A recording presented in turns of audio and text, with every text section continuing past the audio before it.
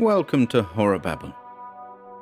Carnacki Week concludes today with the third of the 3 remaining stories attributed to that master of supernatural investigations. If you're unfamiliar with the exploits of the man and his frequent dinner parties, be sure to visit the video description below for links to previous stories in the series. And so today, Carnacki will be telling us one last tale, the story of the Hog. We hope you've enjoyed Carnacki Week.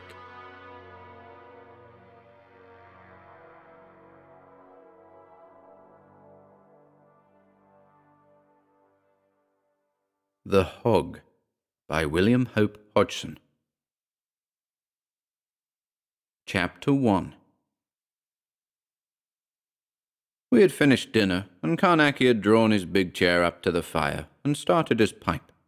Jessup, Arkwright, Taylor, and I had each of us taken up our favourite positions and waited for Carnacki to begin. "What I am going to tell you about happened in the next room," he said, after drawing at his pipe for a while. "It has been a terrible experience. Dr. Whitten first brought the case to my notice. We'd been chatting over a pipe at the club one night about an article in the Lancet, and Whitten mentioned having just such a similar case in a man called Baines. I was interested at once. It was one of those cases of a gap or flaw in a man's protection barrier, I call it. A failure to be what I might term efficiently insulated, spiritually, from the outer monstrosities. From what I knew of Whitten, I knew he'd be no use. You all know Whitten. A decent sort, hard-headed, practical, stand-no-kind-of-nonsense sort of man, all right at his own job when that job's a fractured leg or a broken collarbone, but he'd never have made anything of the Baines case."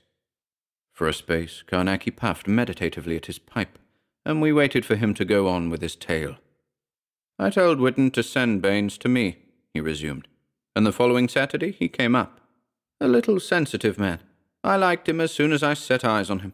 After a bit, I got him to explain what was troubling him, and questioned him about what Dr. Whitten had called his dreams.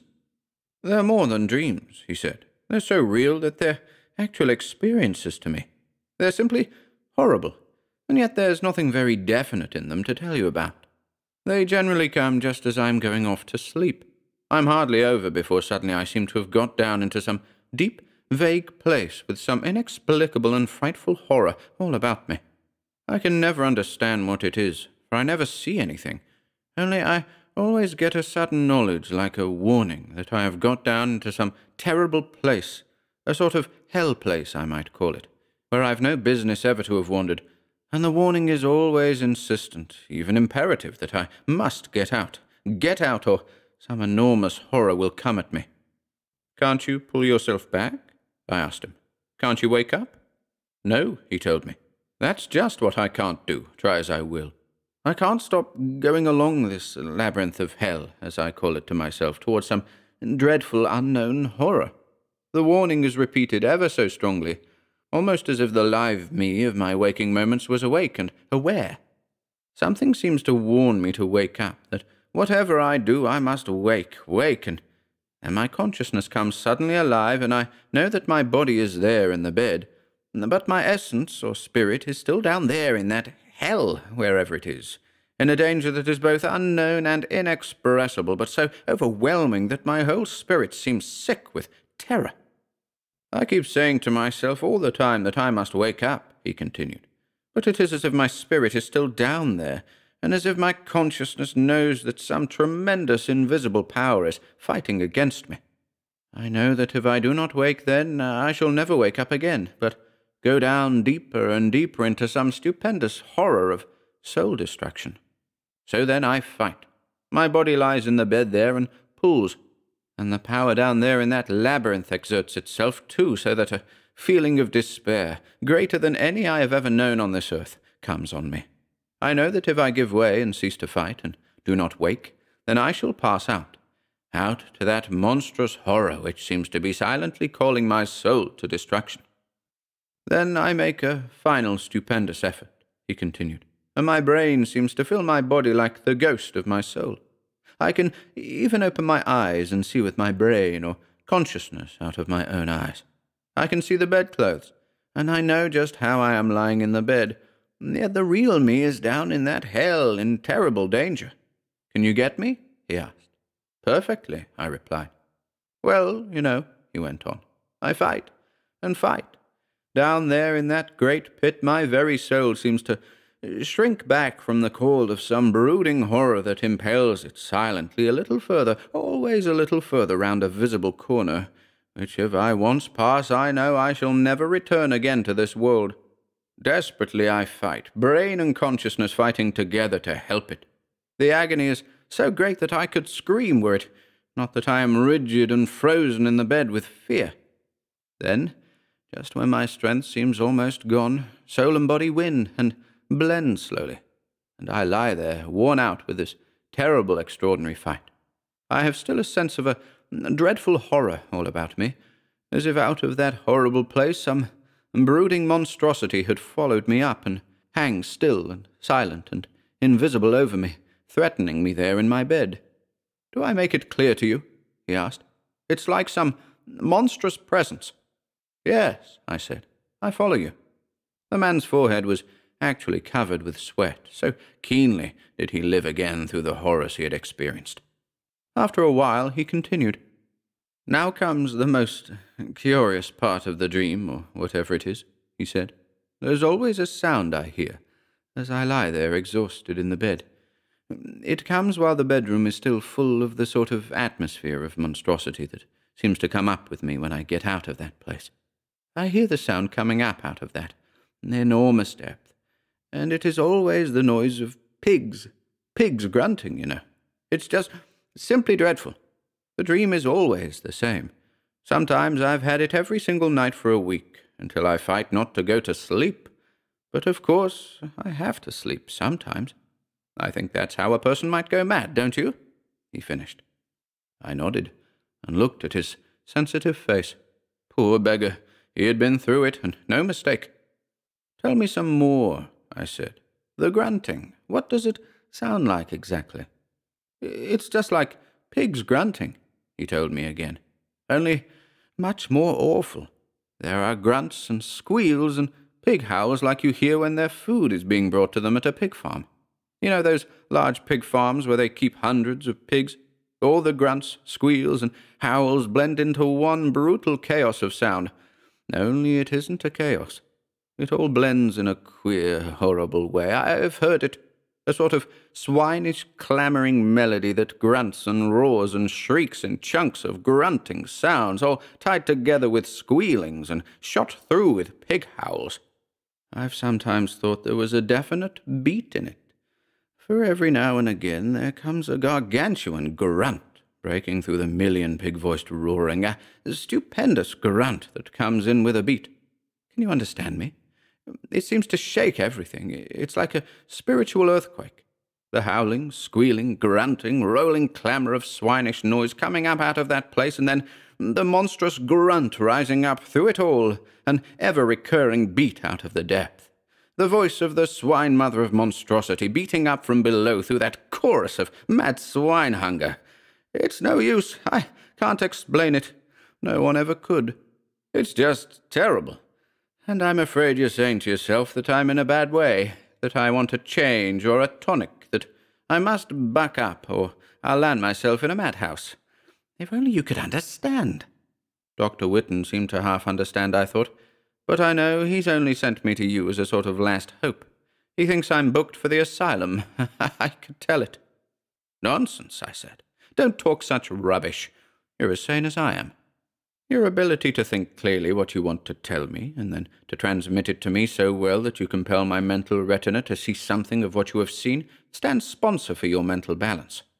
I'm going to investigate your case, and if it is what I suspect, one of those rare instances of a flaw or gap in your protective barrier, what I might call your spiritual insulation from the outer monstrosities, I've no doubt we can end the trouble. But we've got to go properly into the matter first, and there will certainly be danger in doing so. I'll risk it, replied Baines. I can't go on like this any longer. Very well, I told him. Go out now and come back at 5 o'clock. I shall be ready for you then. And don't worry about your sanity. You're all right, and we'll soon make things safe for you again. Just keep cheerful and don't brood about it.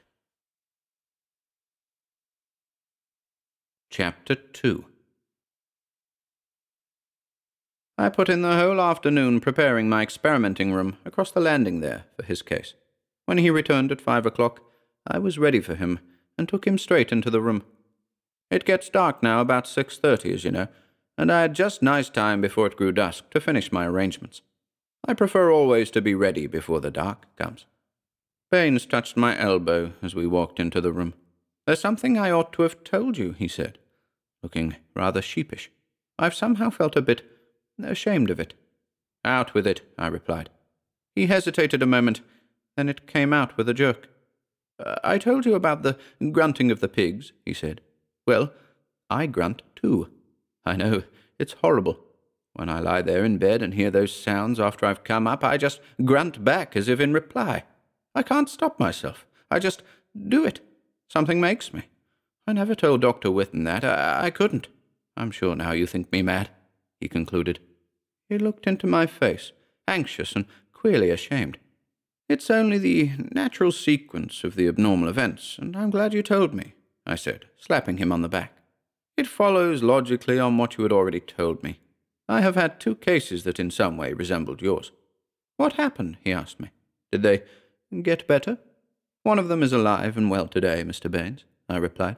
"The other man lost his nerve. Unfortunately, for all concerned, he is dead." I shut the door and locked it as I spoke, and Baines stared round, rather alarmed, I fancy, at my apparatus. "What are you going to do?" he asked. "Will it be a dangerous experiment?" "Dangerous enough," I answered, "if you fail to follow my instructions absolutely in everything. We both run the risk of never leaving this room alive. Have I your word that I can depend on you to obey me, whatever happens?" He stared round the room and then back at me. "Yes," he replied. And you know, I felt he would prove the right kind of stuff when the moment came. I began now to get things finally in train for the night's work. I told Baines to take off his coat and his boots.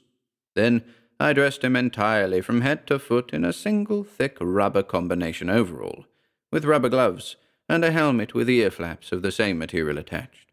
I dressed myself in a similar suit. Then I began on the next stage of the night's preparations. First, I must tell you that the room measures 39 feet by 37, and has a plain board floor over which is fitted a heavy, half-inch rubber covering. I had cleared the floor entirely, all but the exact center, where I had placed a glass-legged, upholstered table, a pile of vacuum tubes and batteries, and 3 pieces of special apparatus which my experiment required. "Now, Baines," I called, "come and stand over here by this table. Don't move about. I've got to erect a protective barrier round us, and on no account must either of us cross over it by even so much as a hand or foot once it is built." We went over to the middle of the room, and he stood by the glass-legged table while I began to fit the vacuum tubing together round us. I intended to use the new spectrum defense which I have been perfecting lately. This, I must tell you, consists of 7 glass vacuum circles with a red on the outside and the color circles lying inside it, in the order of orange, yellow, green, blue, indigo, and violet. The room was still fairly light, but a slight quantity of dusk seemed to be already in the atmosphere, and I worked quickly.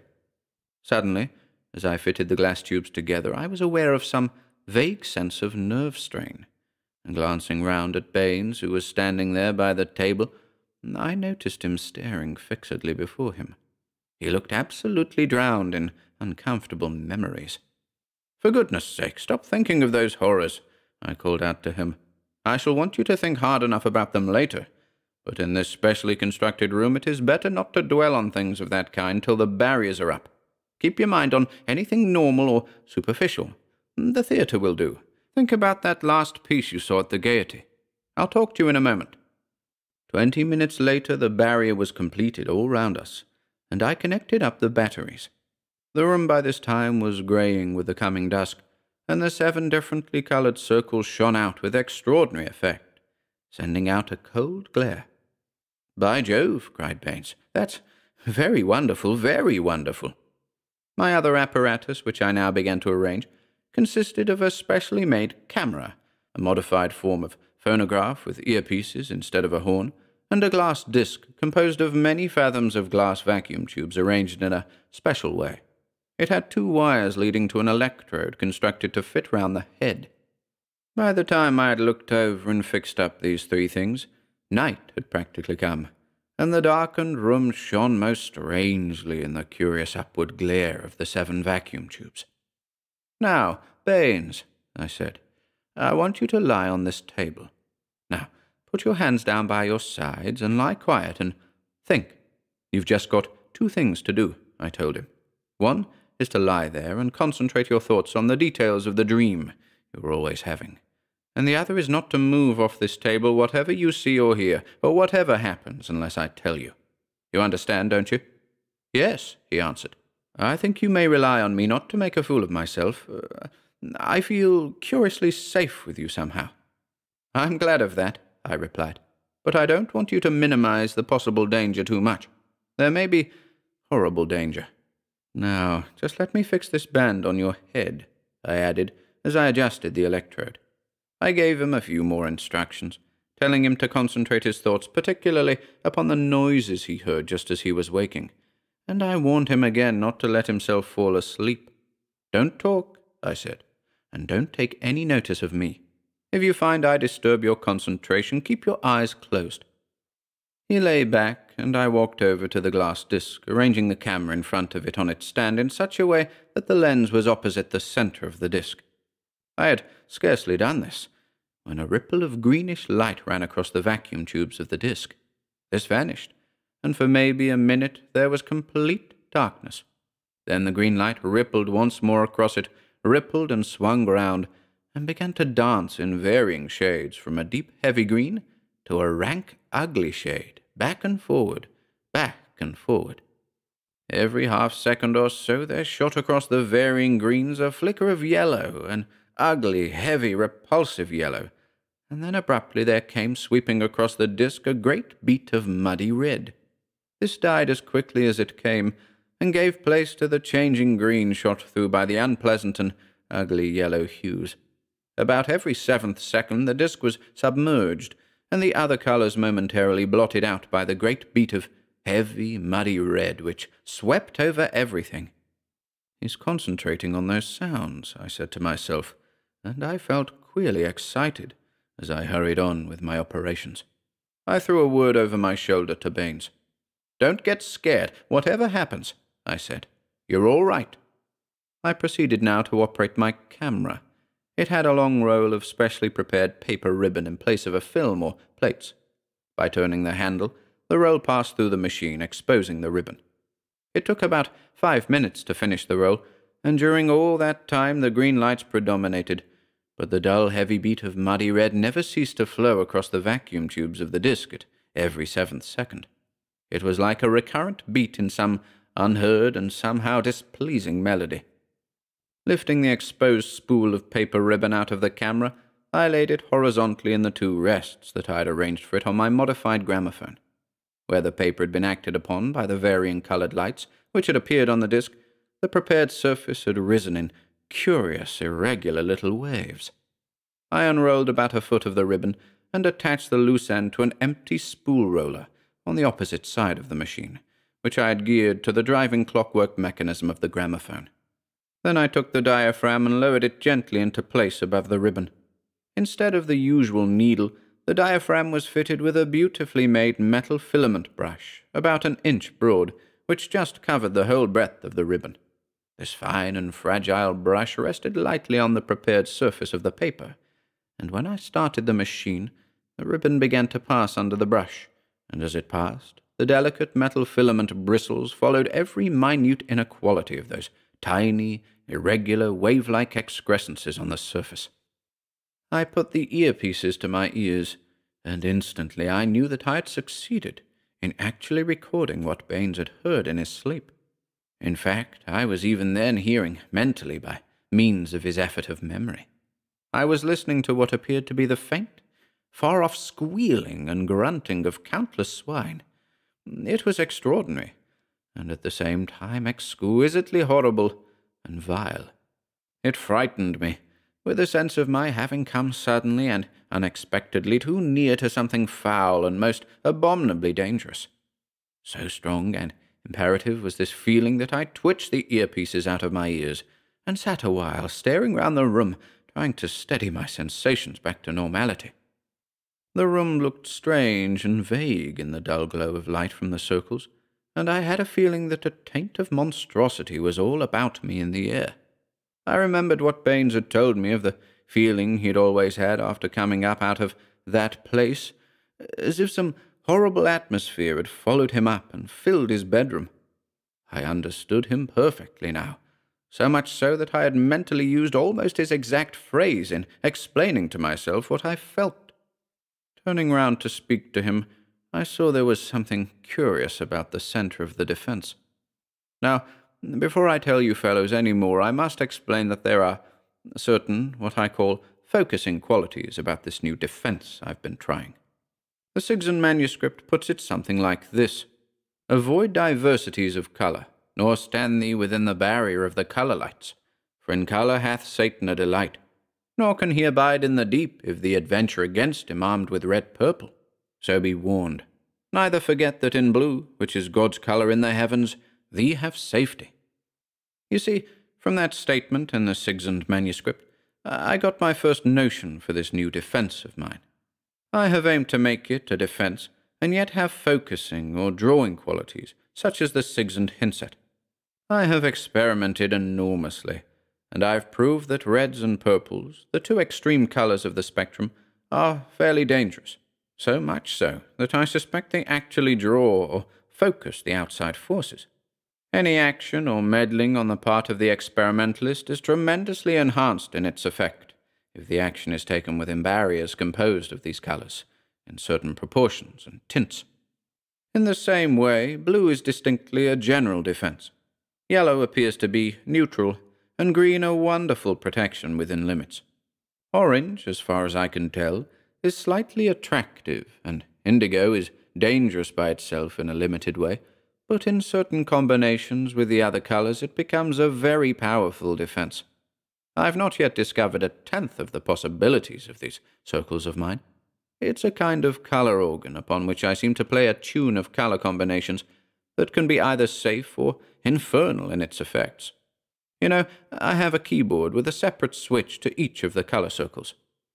Well, you fellows will understand now what I felt when I saw the curious appearance of the floor in the middle of the defence. It looked exactly as if a circular shadow lay, not just on the floor, but a few inches above it. The shadow seemed to deepen and blacken at the centre even while I watched it. It appeared to be spreading from the centre outwardly, and all the time it grew darker. I was watchful and not a little puzzled, for the combination of lights that I had switched on approximated a moderately safe general defence. Understand, I had no intention of making a focus until I had learnt more. In fact, I meant that first investigation not to go beyond a tentative inquiry into the kind of thing I had got to deal with. I knelt down quickly and felt the floor with the palm of my hand, but it was quite normal to the feel, and that reassured me that there was no satiety mischief abroad, for that is a form of danger which can involve and make use of the very material of the defence itself. It can materialize out of everything except fire. As I knelt there, I realized all at once that the legs of the table on which Baines lay were partly hidden in the ever-blackening shadow, and my hands seemed to grow vague as I felt at the floor. I got up and stood away a couple of feet so as to see the phenomenon from a little distance. It struck me then that there was something different about the table itself. It seemed unaccountably lower. "It's the shadow hiding the legs," I thought to myself. "This promises to be interesting, but I'd better not let things go too far." I called out to Baines to stop thinking so hard. "Stop concentrating for a bit," I said, but he never answered, and it occurred to me suddenly that the table appeared to be still lower. "Baines," I shouted, "stop thinking a moment." Then in a flash I realized it. "Wake up, man! Wake up!" I cried. He had fallen over asleep, the very last thing he should have done, for it increased the danger twofold. No wonder I had been getting such good results. The poor beggar was worn out with his sleepless nights. He neither moved nor spoke as I strode across to him. "Wake up!" I shouted again, shaking him by the shoulder. My voice echoed uncomfortably round the big empty room, and Baines lay like a dead man. As I shook him again, I noticed that I appeared to be standing up to my knees in the circular shadow. It looked like the mouth of a pit. My legs, from the knees downwards, were vague.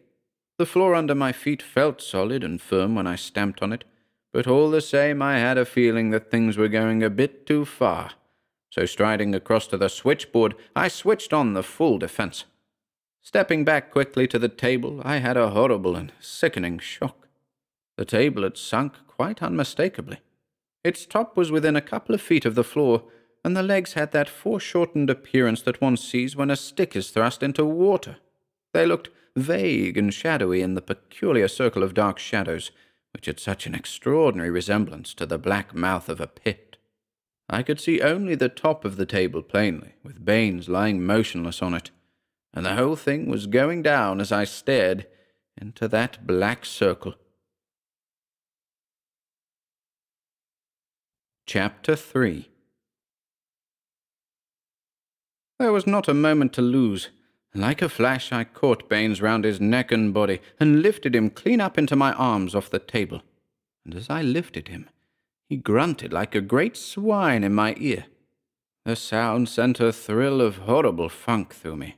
It was just as though I held a hog in my arms instead of a human. I nearly dropped him. Then I held his face to the light and stared down at him. His eyes were half opened, and he was looking at me, apparently as if he saw me perfectly. Then he grunted again.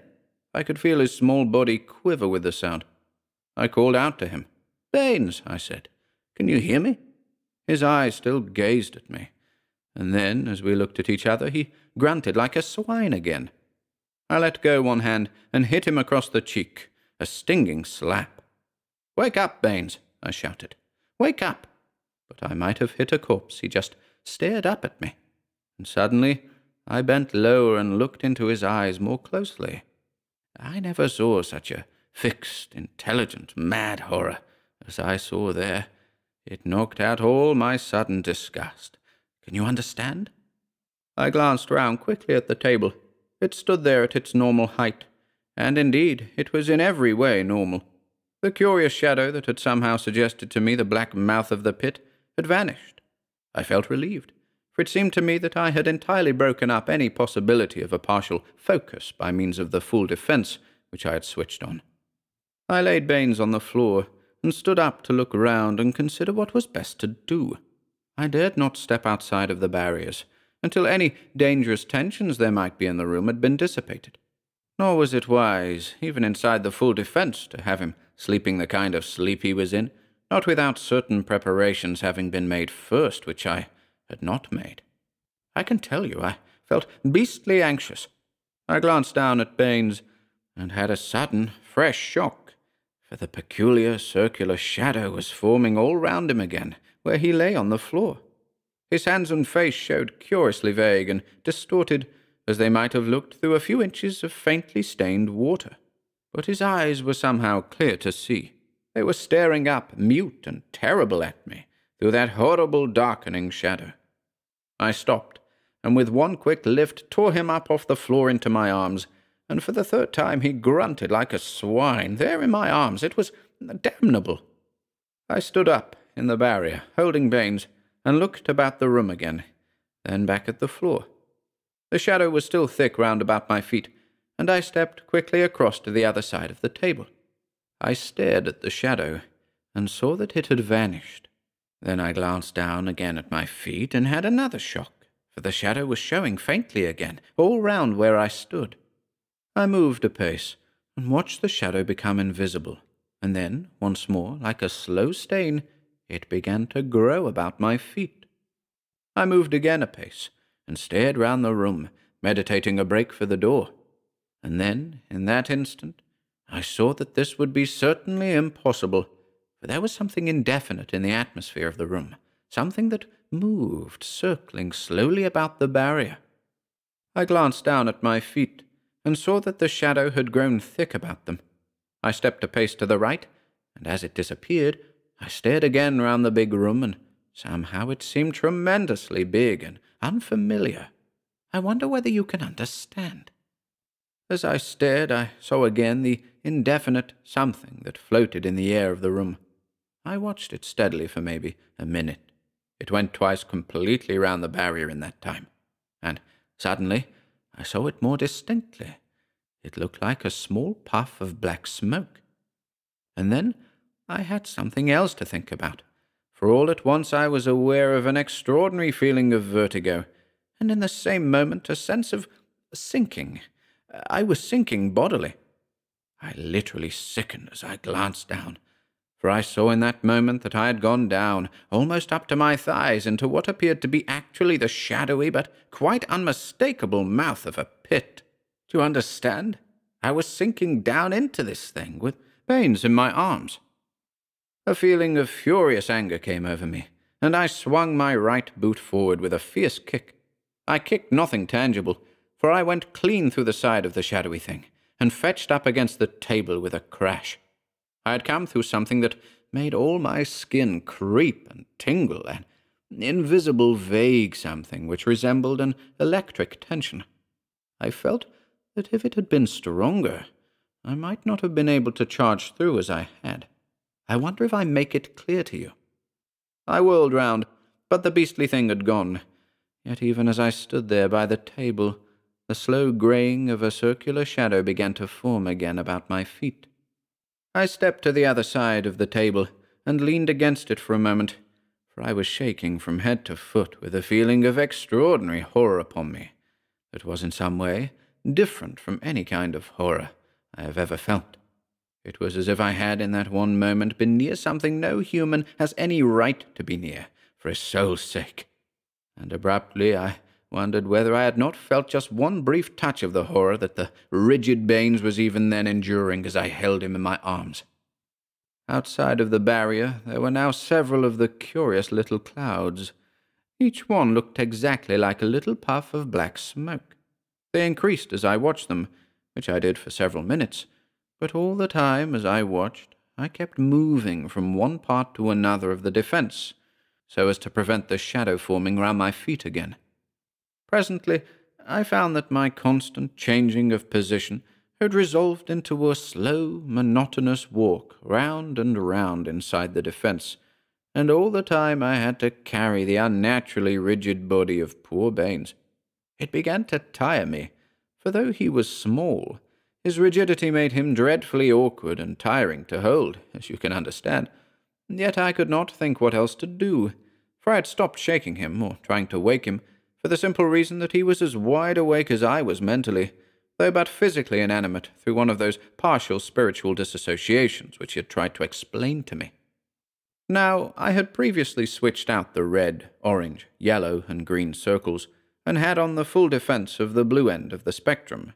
I knew that one of the repelling vibrations of each of the three colours, blue, indigo, and violet, were beating out protectingly into space, yet they were proving insufficient, and I was in the position of having either to take some desperate action to stimulate Baines to an even greater effort of will than I judged him to be making, or else to risk experimenting with fresh combinations of the defensive colours.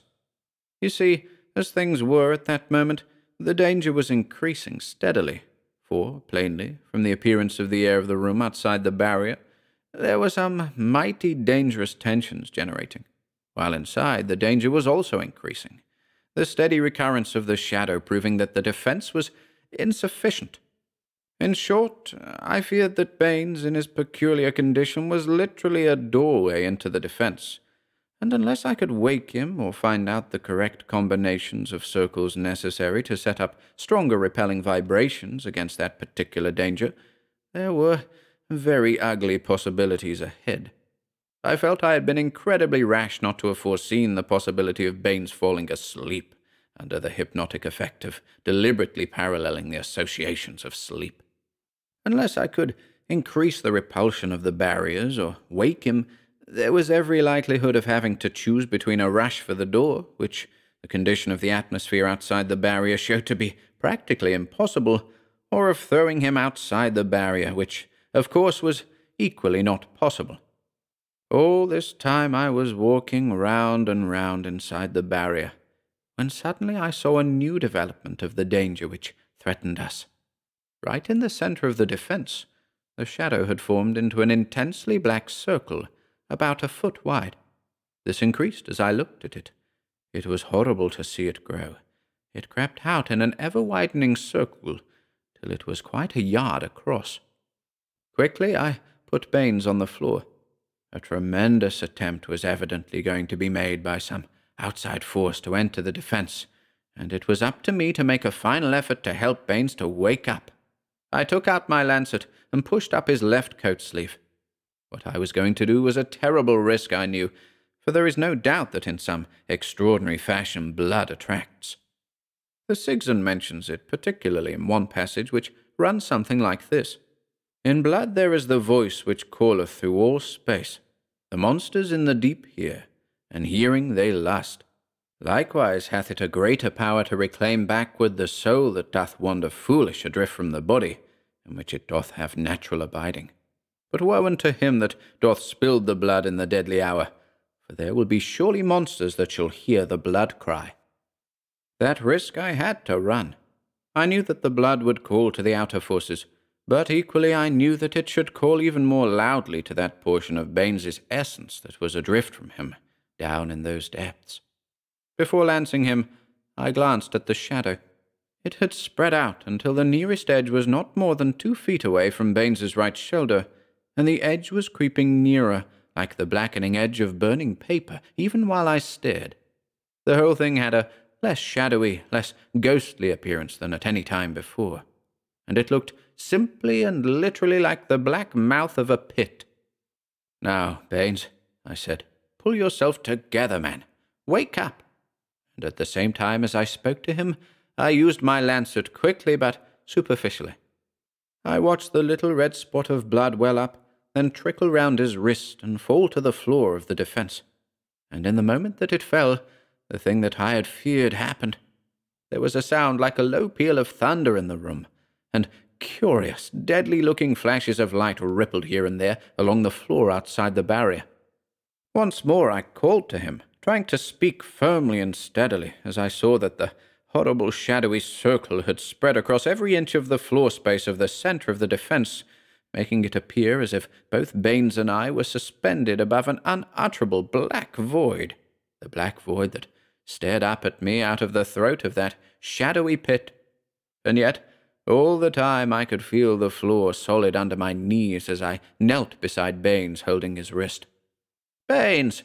I called once more, trying not to shout madly at him. "Baines, wake up! Wake up, man, wake up!" But he never moved, only stared up at me with eyes of quiet horror that seemed to be looking at me out of some dreadful eternity. Chapter 4. By this time, the shadow had blackened all around us, and I felt that strangely terrible vertigo coming over me again. Jumping to my feet, I caught up Baines in my arms and stepped over the first of the protective circles, the violet, and stood between it and the indigo circle, holding Baines as close to me as possible so as to prevent any portion of his helpless body from protruding outside the indigo and blue circles. From the black, shadowy mouth which now filled the whole of the center of the defense, there came a faint sound, not near, but seeming to come up at me out of unknown abysses. Very, very faint and lost it sounded, but I recognized it as unmistakably the infinitely remote murmur of countless swine. And that same moment Baines, as if answering the sound, grunted like a swine in my arms. There I stood, between the glass vacuum tubes of the circles, gazing dizzily into that black, shadowy pit-mouth which seemed to drop sheer into hell from below my left elbow. Things had gone so utterly beyond all that I had thought of, and it had all somehow come about so gradually and yet so suddenly that I was really a bit below my natural self. I felt mentally paralyzed, and could think of nothing except that not 20 feet away was the door and the outer natural world, and here was I, face to face with some unthought-of danger, and all adrift, what to do to avoid it. You fellows will understand this better when I tell you that the bluish glare from the 3 circles showed me that there were now hundreds and hundreds of those small, smoke-like puffs of black cloud circling round and round outside the barrier in an unvarying, unending procession. And all the time I was holding the rigid body of Baines in my arms, trying not to give way to the loathing that got me each time he grunted. Every 20 or 30 seconds he grunted, as if in answer to the sounds which were almost too faint for my normal hearing. I can tell you, it was like holding something worse than a corpse in my arms, standing there balanced between physical death on the one side and soul destruction on the other. Abruptly, from out of the deep that lay so close that my elbow and shoulder overhung it, there came again a hint, marvellously faint murmur of swine, so utterly far away that the sound was as remote as a lost echo. Baines answered it with a pig-like squeal that set every fibre in me protesting in sheer human revolt, and I sweated coldly from head to foot. Pulling myself together, I tried to pierce down into the mouth of the great shadow when, for the second time, a low peal of thunder sounded in the room, and every joint in my body seemed to jolt and burn. In turning to look down the pit, I had allowed one of Baines's heels to protrude for a moment slightly beyond the blue circle, and a fraction of the tension outside the barrier had evidently discharged through Baines and me. Had I been standing directly inside the defence instead of being insulated from it by the violet circle, then no doubt things might have been much more serious. As it was, I had, psychically, that dreadful soiled feeling which the healthy human always experiences when he comes too closely in contact with certain outer monstrosities. Do you fellows remember how I had just the same feeling when the hand came too near me in the gateway case? The physical effects were sufficiently interesting to mention, for Baines' left boot had been ripped open, and the leg of his trousers was charred to the knee, while all around the leg were numbers of bluish marks in the form of irregular spirals. I stood there holding Baines, and shaking from head to foot. My head ached, and each joint had a queer nummish feeling, but my physical pains were nothing compared with my mental distress. I felt that we were done. I had no room to turn or move, for the space between the violet circle, which was the innermost, and the blue circle, which was the outermost of those in use, was 31 inches, including the 1 inch of the indigo circle. So you see, I was forced to stand there like an image, fearing each moment lest I should get another shock, and quite unable to think what to do. I dare say 5 minutes passed in this fashion. Baines had not grunted once since the tension caught him, and for this I was just simply thankful, though at first I must confess I had feared for a moment that he was dead. No further sounds had come up out of the black mouth to my left, and I grew steady enough again to begin to look about me and think a bit. I leant again, so as to look directly down into the shadowy pit. The edge of the circular mouth was now quite defined, and had a curious solid look, as if it were formed out of some substance like black glass. Below the edge, I could trace the appearance of solidity for a considerable distance, though in a vague sort of way. The centre of this extraordinary phenomenon was simple and unmitigated blackness, an utter velvety blackness that seemed to soak the very light out of the room down into it. I could see nothing else, and if anything else came out of it except a complete silence, it was the atmosphere of frightening suggestion that was affecting me more and more every minute. I turned away slowly and carefully, so as not to run any risks of allowing either Baines or myself to expose any part of us over the blue circle. And I saw that things outside of the blue circle had developed considerably, for the odd black puffs of smoke-like cloud had increased enormously, and blent into a great, gloomy, circular wall of tufted clouds, and it seemed wonderful still to see my bedroom door opposite, wide open, with the bed looking so soft and white as usual, so ordinary and human. Can you chaps understand? I carried Baines into the room and put him on the couch, and then it was I realized how much I'd been up against. For when I was getting myself a drink, I dropped the bottle and had to get another. After I'd made Baines drink a glass, I laid him on the bed. "Now," I said. "Look into my eyes fixedly. Do you hear me? You are going off to sleep safely and soundly, and if anything troubles you, obey me and wake up. Now, sleep, sleep, sleep." I swept my hands down over his eyes 6 times, and he fell over like a child. I knew that if the danger came again, he would obey my will and wake up. I intend to cure him, partly by hypnotic suggestion, partly by a certain electrical treatment which I am getting Dr. Whitten to give him. That night I slept on the couch, and when I went to look at Baines in the morning, I found him still sleeping. So, leaving him there, I went into the test room to examine results. I found them very surprising. Inside the room I had a queer feeling, as you can imagine. It was extraordinary to stand there in that curious bluish light from the treated windows and see the blue circle lying, still glowing, where I had left it, and further on, the defence lying circle within circle, all out, and in the centre the glass-legged table standing where a few hours before it had been submerged in the horrible monstrosity of the hog. I tell you, it all seemed like a wild and horrible dream as I stood there and looked. I have carried out some curious tests in there before now, as you know, but I've never come nearer to a catastrophe. I left the door open so as not to feel shut in, and then I walked over to the defence. I was intensely curious to see what had happened physically under the action of such a force as the hog. I found unmistakable signs that proved the thing had been indeed a satiety manifestation, for there had been no psychic or physical illusion about the melting of the violet circle. There remained nothing of it except a ring of patches of melted glass. The gutter base had been fused entirely, but the floor and everything was intact. You see, the satiety forms can often attack and destroy, or even make use of, the very defensive material used against them.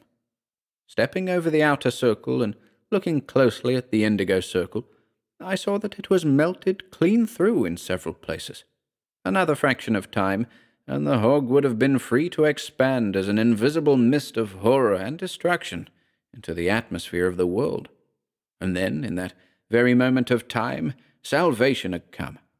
I wonder if you can get my feelings as I stood there staring down at the destroyed barrier. Carnacki began to knock out his pipe, which is always a sign that he has ended his tale and is ready to answer any questions we may want to ask. Taylor was first in. "Why didn't you use the electric pentacle as well as your new spectrum circles?" he asked. "Because," replied Carnacki, "the pentacle is simply defensive, and I wish to have the power to make a focus during the early part of the experiment against the results of the focus. You follow me? You see," he went on, "seeing I should still have had to contend with the peculiar and undoubtedly defensive power that its form seems to exert, and this would have been sufficient to blur the focus.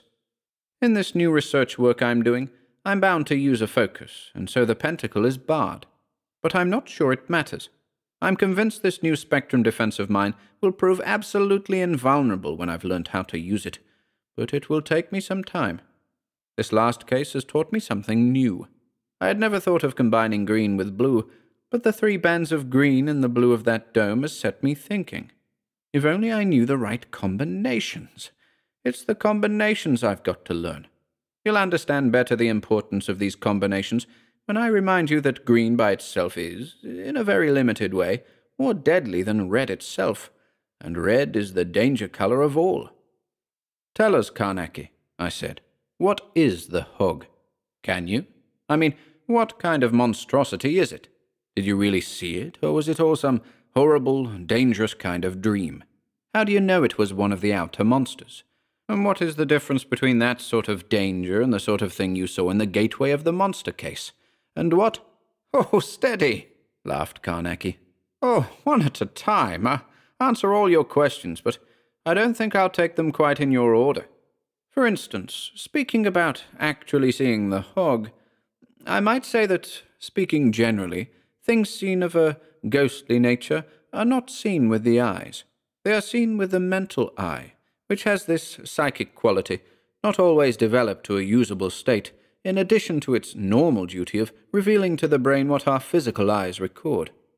You will understand that when we see ghostly things, it is often the mental eye performing simultaneously the duty of revealing to the brain what the physical eye sees as well as what it sees itself. The two sights blending their functions in such a fashion gives us the impression that we are actually seeing through our physical eyes the whole of the sight that is being revealed to the brain. In this way, we get an impression of seeing with our physical eyes both the material and the immaterial parts of an abnormal scene. For each part being received and revealed to the brain by machinery suitable to the particular purpose, appears to have equal value of reality, that is, it appears to be equally material. Do you follow me? We nodded our assent, and Carnacki continued. In the same way, were anything to threaten our psychic body, we should have the impression, generally speaking, that it was our physical body that had been threatened, because our psychic sensations and impressions would be superimposed upon our physical, in the same way that our psychic and our physical sight are superimposed. Our sensations would blend in such a way that it would be impossible to differentiate between what we felt physically and what we felt psychically. To explain better what I mean, a man may seem to himself, in a ghostly adventure, to fall actually. That is, to be falling in a physical sense, but all the while it may be his psychic entity, or being, call it what you will, that is falling. But to his brain there is presented the sensation of falling altogether. Do you get me? At the same time, please remember that the danger is none the less because it is his psychic body that falls. I am referring to the sensation I had of falling during the time of stepping across the mouth of that pit. My physical body could walk over it easily and feel the floor solid under me, but my psychic body was in very real danger of falling. Indeed, I may be said to have literally carried my psychic body over, held within me by the pull of my life force. You see, to my psychic body, the pit was as real and as actual as a coal pit would have been to my physical body. It was merely the pull of my life force which prevented my psychic body from falling out of me, rather like a plummet down through the everlasting depths in obedience to the giant pull of the monster. As you will remember, the pull of the hog was too great for my life force to withstand, and psychically I began to fall. Immediately on my brain was recorded a sensation identical with that which would have been recorded on it had my actual physical body been falling. It was a mad risk I took, but, as you know, I had to take it to get to the switch and the battery. When I had that physical sense of falling and seemed to see the black, misty sides of the pit all around me, it was my mental eye recording upon the brain what it was seeing. My psychic body had actually begun to fall, and was really below the edge of the pit, but still in contact with me. In other words, my physical magnetic and psychic halos were still mingled.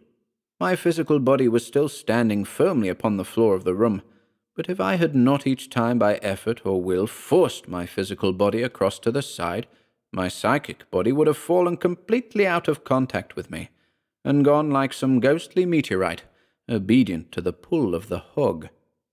The curious sensation I had of forcing myself through an obstructing medium was not a physical sensation at all, as we understand that word, but rather the psychic sensation of forcing my entity to recross the gap that had already formed between my falling psychic body, now below the edge of the pit, and my physical body standing on the floor of the room.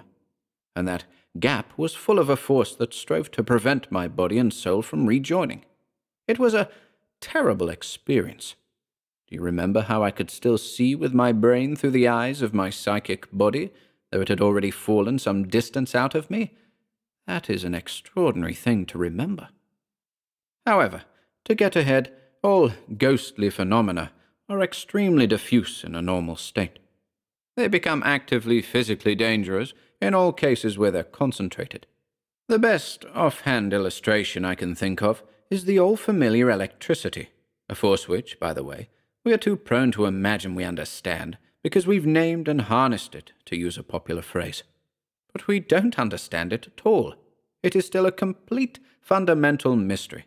Well, electricity, when diffused, is an imagined and unpictured something, but when concentrated, it is sudden death. Have you got me in that? Take, for instance, that explanation as a very, very crude sort of illustration of what the hog is. The hog is one of those million-mile-long clouds of nebulosity lying in the outer circle. It is because of this that I term those clouds of force the outer monsters. What they are exactly is a tremendous question to answer. I sometimes wonder whether Hodgson there realizes just how impossible it is to answer some of his questions." And Carnacki laughed. "But to make a brief attempt at it, there is around this planet, and presumably others, of course, circles of what I might call emanations. This is an extremely light gas, or shall I say ether. Poor ether, it's been hard worked in its time. Go back one moment to your school days. Bear in mind that at one time the Earth was just a sphere of extremely hot gases. These gases condensed in the form of materials and other solid matters, but there are some that are not yet solidified. Air, for instance. Well, we have an Earth sphere of solid matter on which to stamp as solidly as we like, and round about that sphere there lies a ring of gases, the constituents of which enter largely into all life as we understand life, that is, air. But this is not the only circle of gas which is floating round us. There are, as I have been forced to conclude, larger and more attenuated gas belts lying, zone on zone, far up and around us. These compose what I have called the inner circles. They're surrounded in turn by a circle or belt of what I have called, for want of a better word, emanations. This circle, which I have named the outer circle, cannot lie less than 100,000 miles off the Earth, and has a thickness which I presume to be anything between 5 and 10 million miles. I believe, but I cannot prove, that it does not spin with the Earth, but in the opposite direction, for which a plausible cause might be found in the study of the theory upon which a certain electrical machine is constructed. I have reason to believe that the spinning of this, the outer circle, is disturbed from time to time through causes which are quite unknown to me, but which I believe are based in physical phenomena. Now, the outer circle is the psychic circle, yet it's also physical.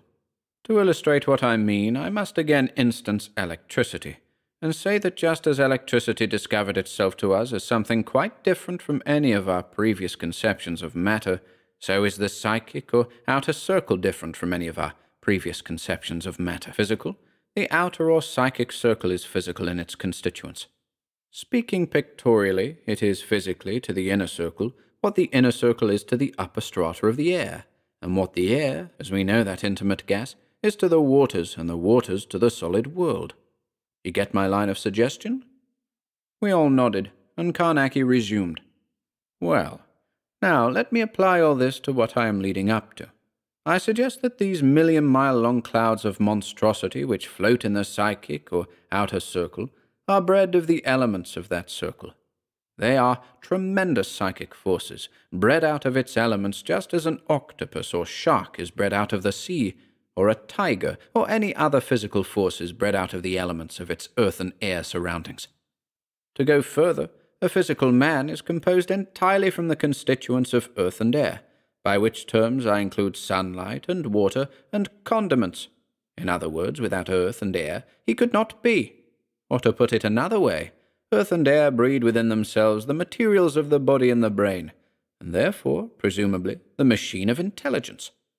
Now, apply this line of thought to the psychic or outer circle, which, though so attenuated that I may crudely presume it to be approximate to our conception of ether, yet contains all the elements for the production of certain phases of force and intelligence. But these elements are in a form as little like matter as the emanations of scent are like the scent itself. I wonder whether I make it clear. And so it seems to me we have the conception of a huge psychic world, bred out of the physical, lying far outside of this world and completely encompassing it, except for the doorways about which I hope to tell you some other evening. This enormous psychic world of the outer circle breeds, if I may use the term, its own psychic forces and intelligences, monstrous and otherwise, just as this world produces its own physical forces and intelligences, beings, animals, insects, etc., monstrous and otherwise. The monstrosities of the outer circle are malignant towards all that we consider most desirable, just in the same way a shark or a tiger may be considered malignant in a physical way to all that we consider desirable.